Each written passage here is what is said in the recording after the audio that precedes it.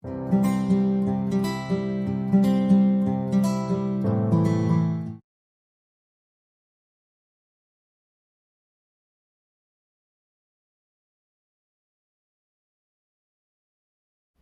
good evening friends, this is Professor Vishal and we are going to continue our exercise first from the some basic concepts of chemistry, that is the first chapter from our 11th standard state board chemistry. So up to this session we have solved up to question number J. Now we are proceed for question number K. So again we are going to discuss each and every question. We will try to find out the solution of each and every numerical. Okay, so your question number K is like this: calculate the number of atoms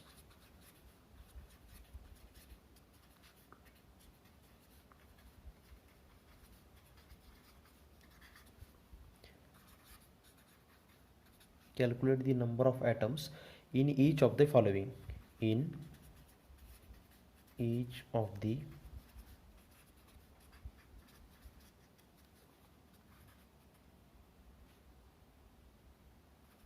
following. First one is given as 0.4 mole of nitrogen. 0.4 mole of nitrogen, and second is given as 1.6 gram of sulfur. 1.6 gram of sulfur.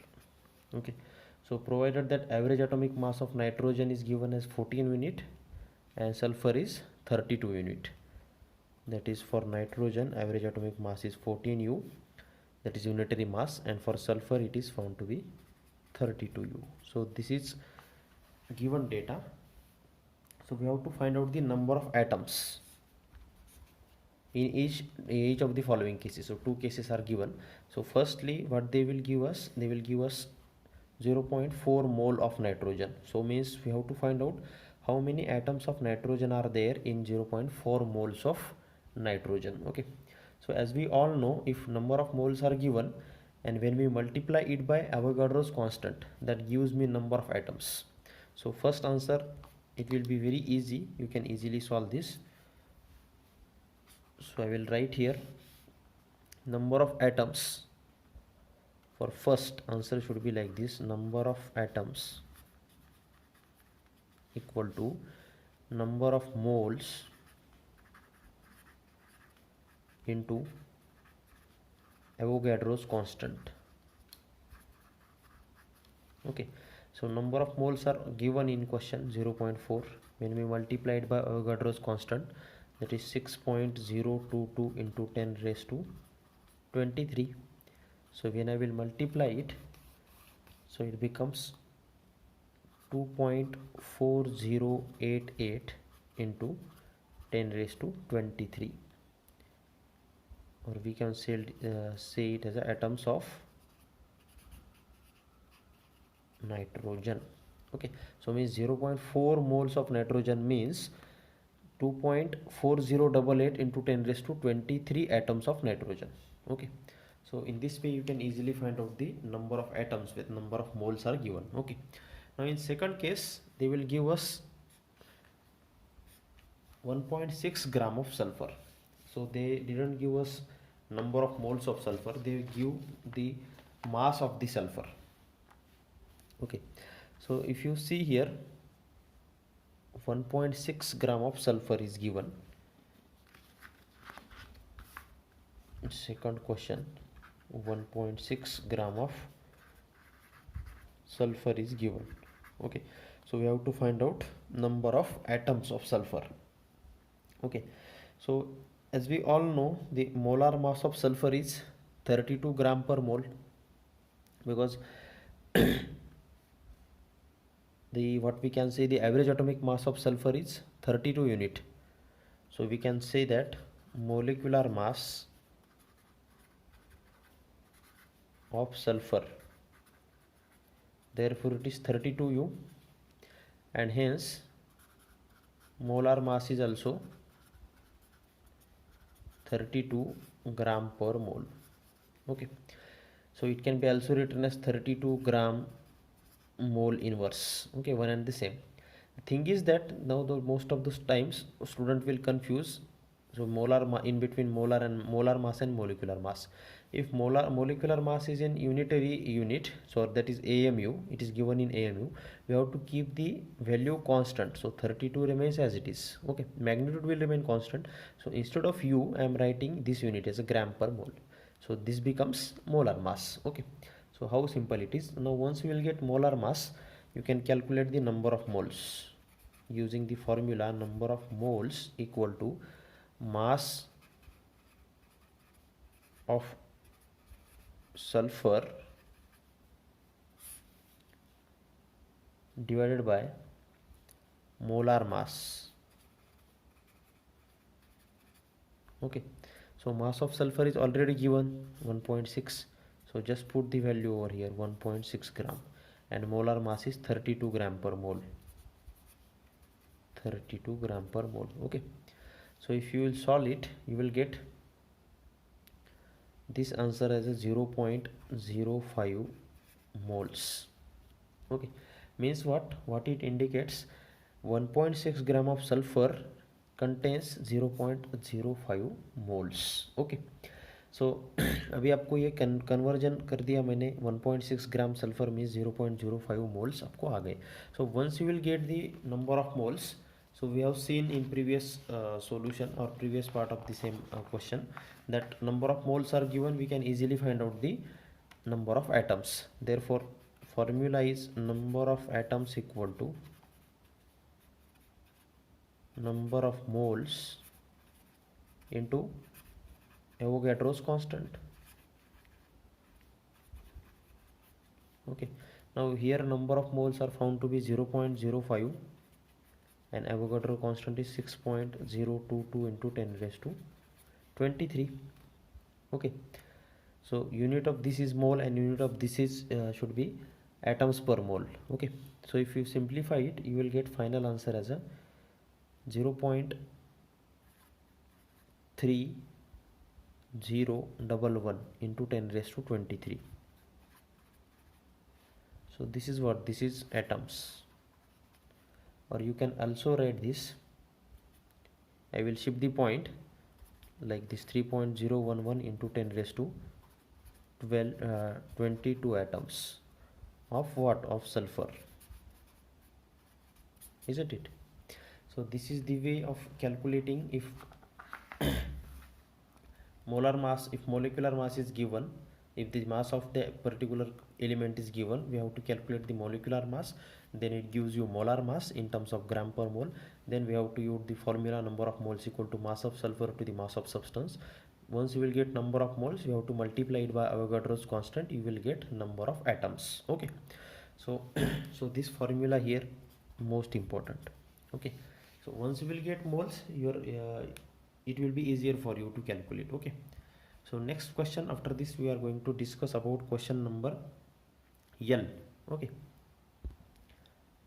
so let us start with question number L.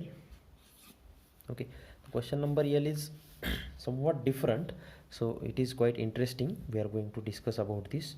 Question is like this: 2 gram of a metal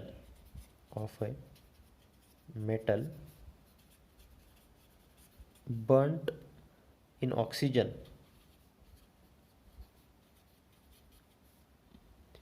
gave 3.2 gram of its oxide 1.42 gram of same metal 1.42 gram of same metal heated in a steam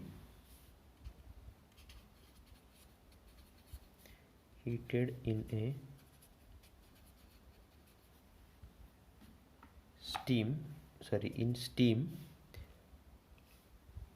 gave 2.27 gram of its oxide.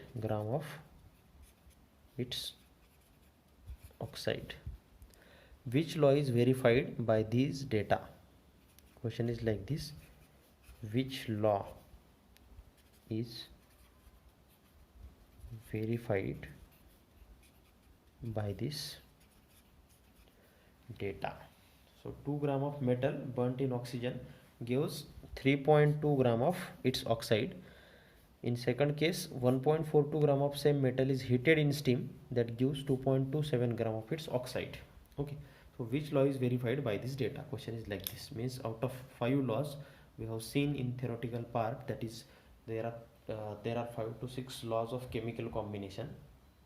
Basically, laws of chemical combination are nothing but the rules for combining the elements. Okay, so out of these 5 to 6 laws, which law is verified by the given data? Okay, so we cannot justify or we cannot predict that by studying this data. We have to do some calculations. Okay, we have to find out the certain amount of percentage involved in these reactions, and then based on that percentage we can predict which law is verified, or we can easily say which law is verified. Okay, so here if you see, metal oxide is obtained by two different methods. Two different cases are given here. When a reaction of metal, when metal is reacted with oxygen, that is the first case. In first case, metal is reacted with oxygen, we will get metal oxide.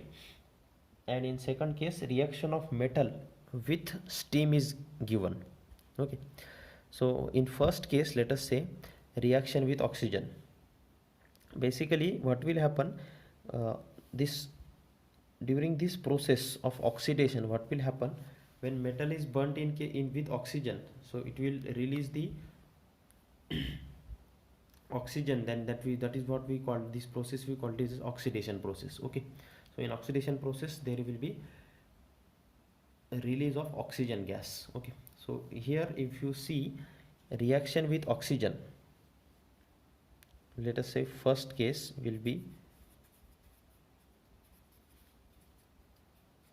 reaction with oxygen. If you consider this first case, reaction with oxygen, so if you see 2 gram of metal when burned in oxygen, that gives me 3 gram of its oxide. Means here the what we can say, the mass of metal and mass of oxide is given. So if I want to find out the mass of oxygen, so I can write here mass of oxygen in particular metal oxide can be easily find out by taking the difference of the metal oxide with the amount of metal, that is 2.0. Okay, so that gives me 1.2 gram. Means in this first case, when reaction with oxygen takes place, this much amount of oxygen should be there. Means what, in short we can say 2 gram of metal when burnt with 1.2 gram of oxygen, that gives me 3.2 gram of oxide, isn't it? 2 plus 1.2 becomes 3.2. so this is how we can verify.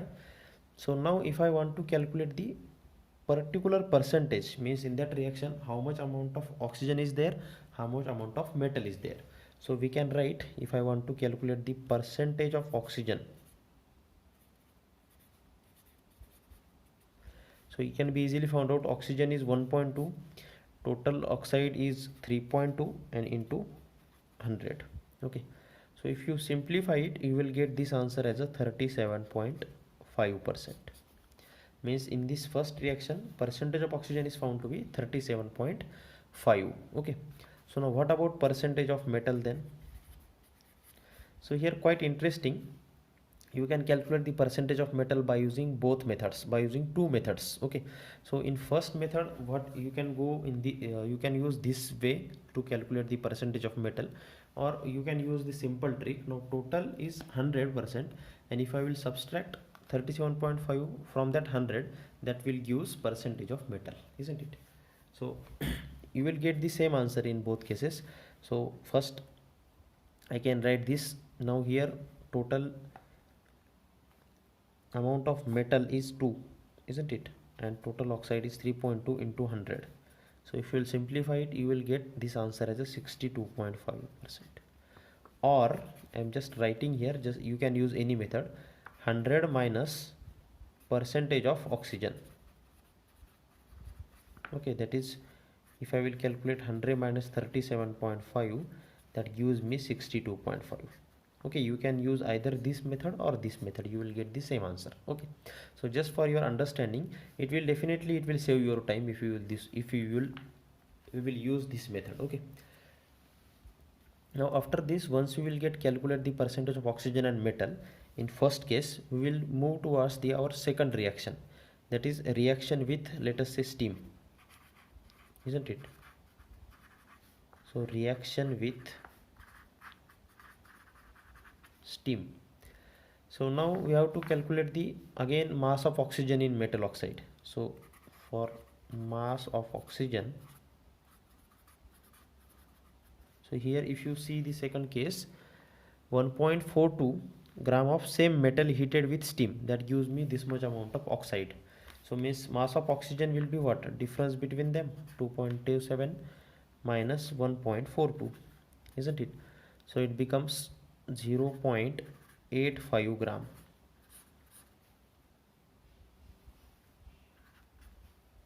Okay, so what I can say, I can say when 1.42 gram of same metal is heated with this much amount of oxygen, or steam contains this much amount of oxygen, that gives me 2.27 gram of its oxide. Okay, so once you will get mass of oxygen, you can, as usual, you can use the same method and you can calculate the percentage of oxygen. Percentage of oxygen, that is 0.85 divided by total mass of oxide, it is 2.27 into 100. So if I will simplify it, you will get 37.44, or if I will round off, this will becomes 37.45. okay, 37.45%, which is the same, or we can say, we can directly write is a 37.5 round off. Okay, so if you compare these two values, you will come to know in first reaction also you will get percentage of oxygen as a 37.5, and second case also you will get the same percentage of oxygen in this reaction. Okay, so let us check whether the percentage of metal will be same in second case with the first and second case also. Okay, so let us check it. So here we have calculated the percentage of oxygen for second reaction. Now we will calculate the percentage of, we will continue this question, percentage of metal for the reaction with steam. So now you can use either, you can use these two methods, any one of these two methods. You can directly subtract this from 100, or you can calculate it. Okay, no issue, you will get the same answer, I think so. So let us check. So now first we will prefer this method. 1.42 gram of metal is there, and this will be the percentage of oxide. If I will multiply it by 100, so this becomes 62.56, or we can say that 62.5, or you can use this method, 100 minus percentage of oxygen,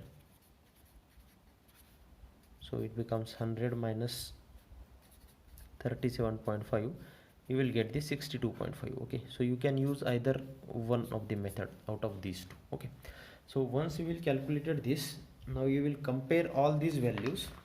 So here if you see, in first case you will get percentage of oxygen as 37.5, in second case also you will get the same percentage, as well as in case of in first case percentage of metal is 62.5, and in case of, in second case also percentage of metal is 62.5.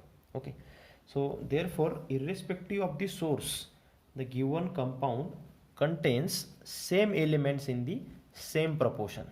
Okay, isn't it? Proportion is same and the elements are also same. Therefore the law of definite proportion will be there. Hence we can say that law of definite proportion is verified by this data. So now the law of definite proportion state, what is the statement of law of definite proportion? So it states that a given compound always contains exactly the same proportion of elements by weight. Hence we can say that the law of definite proportion is verified by this given data. So this is how you can solve this question. Means if I want to verify the particular law, I have to do some operations. We have to find out the percentage of oxygen and metal in first reaction as well as in second reaction, and as it is found same, so based on that data we can say that law of a definite proportion, or we also call this law as a law of constant composition.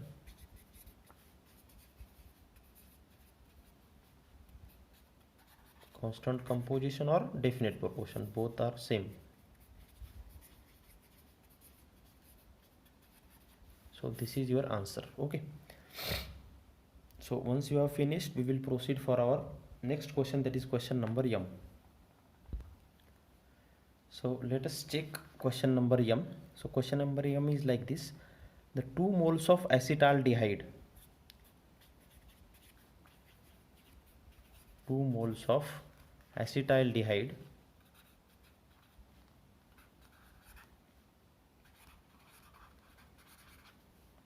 chemical formula is CH3CHO. 2 moles of acetaldehyde, or we can say in the 2 moles of acetaldehyde, calculate the following. Calculate the following means 2 moles of acetaldehyde is given and we have to calculate. First sub question is number of moles of carbon, number of moles of carbon.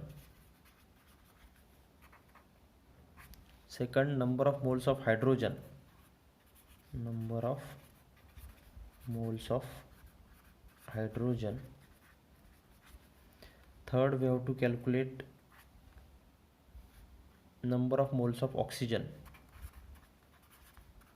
number of moles of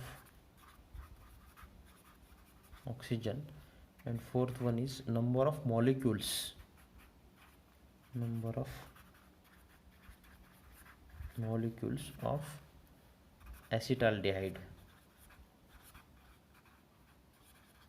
Okay, so question is like this, means up to this we have seen if number of moles are we have to calculate the number of moles if the mass is given or volume is given like this. But this question is slightly different. We have to find out the number of moles of carbon, hydrogen and oxygen atom in the 2 moles of acetaldehyde.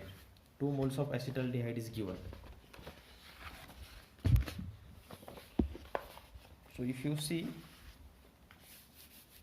the molecular formula for acetaldehyde, firstly this formula is given as a, or we can say here molecular formula, or we can write here molecular formula of acetaldehyde is what? CH3CHO. It is given. So we can also write this as a C2H4O, because here if you see 2 carbon atoms are there, 3 and 1, 4 hydrogen atom and 1 oxygen atom is there. Okay, so now here moles of acetaldehyde given, moles of acetaldehyde, so it is given as 2 moles. Total 2 moles are given. Yes, so we have to find out the number of moles of carbon atoms. So first question is number of moles of carbon atom. So we have to calculate the number of moles. So you have to use the simple formula, moles of acetaldehyde into number of carbon atoms, that is moles of acetaldehyde C2H4O into number of carbon atoms. So here if you see the moles of C2H4O, that is acetaldehyde, is given in question as 2, so it is 2, and number of carbon atoms are also 2, so that gives me 4. Answer is your 4, or we can say that 4 moles of carbon atoms, 4 moles of carbon atom. Okay, so once you have calculated this, in the same way you can calculate the number of moles of hydrogen, number of moles of oxygen. Okay, so let us check for second answer. Number of moles of hydrogen, number of moles of hydrogen. Again we are using the same formula, moles of acetaldehyde into number of hydrogen atoms, that is moles of C2H4O into number of hydrogen atoms. In previous case number of carbon atoms was there, in this case number of hydrogen atoms is there. Okay, so again moles are standard, it is already given to for acetaldehyde, and number of hydrogen atoms are, so here if you see the formula you will come to know 4 atoms are there for hydrogen, 4 atoms are there. So we can say that answer will be 8, or we can say that 8 moles of hydrogen atoms, 8 moles of hydrogen atom will be there. Okay, and similarly you can find out for third case, that is number of moles of oxygen, number of moles of oxygen. So again we are using the same formula, so moles of acetaldehyde, moles of C2H4O into number of oxygen atoms, number of oxygen atoms. So again moles are 2 and number of oxygen atom is only 1. Okay, so this answer should be 2 moles of oxygen atom, 2 moles of oxygen atom. So these 3 sub questions are similar, only the thing is that we have to use this formula, number of moles of acetaldehyde into number of respective atom. So moles of acetaldehyde are same, so it is given in question 2 moles are there, 2 moles of acetaldehyde. So number moles of acetaldehyde are 2, so we have to multiply it with number of that particular element. So in case if I want to calculate the number of moles of carbon atom, so I will use the formula moles of acetaldehyde into number of carbon atoms. For hydrogen atom it will be number of hydrogen atoms, for oxygen it will be number of oxygen atom. So in this way you will get your answers. So I will quickly revise. First answer is 4 moles of carbon atom, second answer is 8 moles of hydrogen atom, and third answer is 2 moles of oxygen atom. Okay, now one more question is remaining here. We have to find out the number of molecules of acetaldehyde. Okay, not moles. So let us check how to calculate the number of molecules. So as we all know, we have solved several problems of this kind. Number of molecules equal to the same formula, number of moles into Avogadro's constant. Okay, when we will use that formula you will get number of molecules. Okay, so let us check.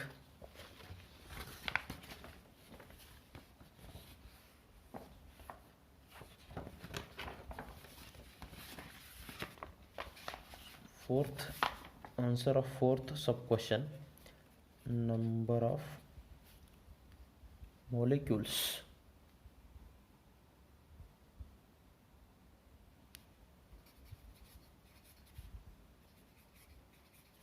of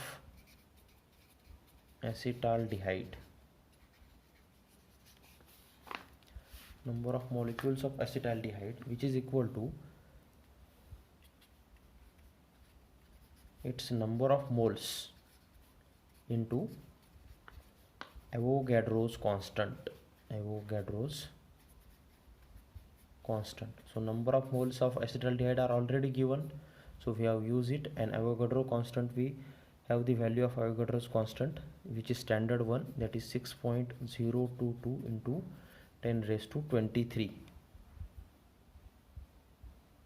molecules per mole, and this is also molecules, this is also molecule, so it will get cancelled, moles will get cancelled out, and you will get product of these two as the number of molecules. So if you multiply it you will get 12.044 into 10 raised to 23 molecules of acetaldehyde. Okay, so in this way you can easily calculate. If they will ask you number of moles of the particular atom, you can calculate it. If they will ask you to calculate number of molecules, you can have this formula, and you can use it, number of moles into Avogadro's constant. So number of moles are already given, Avogadro's constant are known, which is constant value, and when you multiply you will get this answer, 12.044 into 10 raised to 23. So in this way you can calculate